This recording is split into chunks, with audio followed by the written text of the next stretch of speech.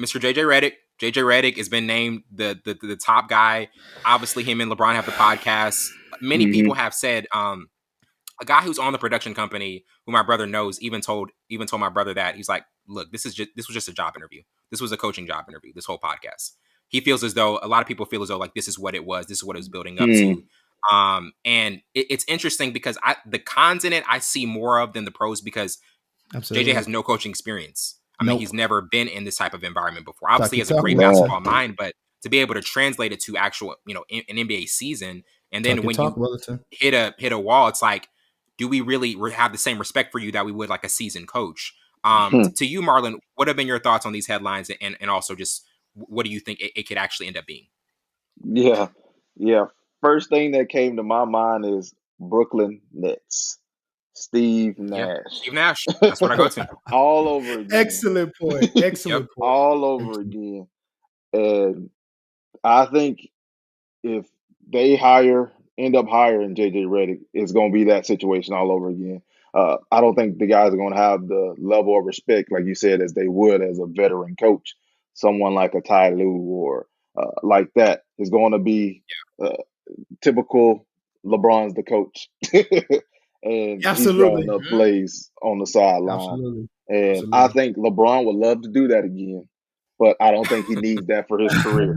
I think he needs somebody that's going to call him out, that's going to challenge him and not give him his way, because I think that's what's been happening with the last 3 head coaches that they've had, where he's been able to run the show.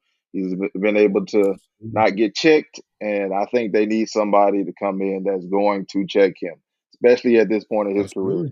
Like, hey, you've done this long enough. Now let somebody actually coach. And I know Tyronn Lue, he would do it at the Cavs, and you see they won the championship. So I think he needs somebody like that, and I think they just need to stop with this JJ Redick thing. Absolutely. I just don't get it.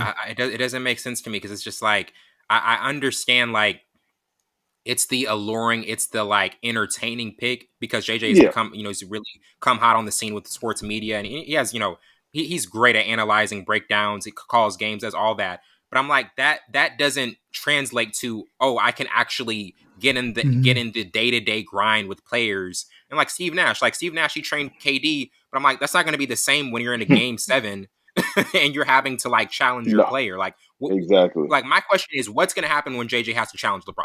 Like when's that going to? Like, there's no mics, there's no podcast. You're having to really just challenge each other. Exactly. I just don't see it working. But to you, Savon, what have kind of been your initial thoughts with it? Yeah, it was interesting when they started the podcast, and that should have been a red flag too. Like JJ Redick and LeBron started a podcast. Out of all the people, outside all the people to start a podcast with, you did JJ Redick, and I'm pretty sure they had a conversation. And it does like make the makeup like, oh, this is an interview. I want to see your IQ of basketball, and I want to see if I can gel with you. But LeBron James is only one person. You got to gel with 15 other people on the team. You got to gel. You got to get the right staff because they fired the entire staff. It's so much that goes into being a head coach, and you don't have the experience at all. Not even being an assistant coach, not even starting at the high school level or the collegiate level. Like your first job is the LA Lakers, the most pressurized NBA situation overall. This ain't gonna make you a diamond. Being head coach of the Lakers is not gonna make you a diamond. That's a lot of pressure, and I don't think JJ Redick. And you could tell he taking the heat from just being a media personnel. He's not going to be able to take that heat with being a Lakers head coach. He's not going to be able to take that heat. He's not going to take the questions. I think the friction is going to begin to get friction between him and LeBron James and other players, because I don't care if LeBron respects you, I got to respect you. I don't care if your IQ basketball is high. Can you be a internal public relations head coach? Can you build morale? Can you get this team to be cohesive? Can you make them believe in what you're selling? And I don't think JJ Redick, as a coach who doesn't have the experience, can do that. Now, I do think the upside is the IQ of basketball and listening to him talking about basketball. He has that knowledge. But again, Wellington, I don't think it would translate to him being the Lakers head coach. It's too much pressure. There's too many moving factors. And then even if they get Bronny, Yeah, it's gonna be a whole different dynamic. You're not ready for that. You're not ready for that. This is a circus. This is a whole circus with how it's just going. It's chaos. It sounds like a very chaotic season that they're setting themselves up for. It's more questions than answers. Even if you get JJ, and again, I'm not gonna blame JJ Redick for taking the job if he does, because look, having a Lakers coaching job as a prestigious position, first job. I understand that, but I'm saying if they call him and ask him, I'd be surprised if he said no.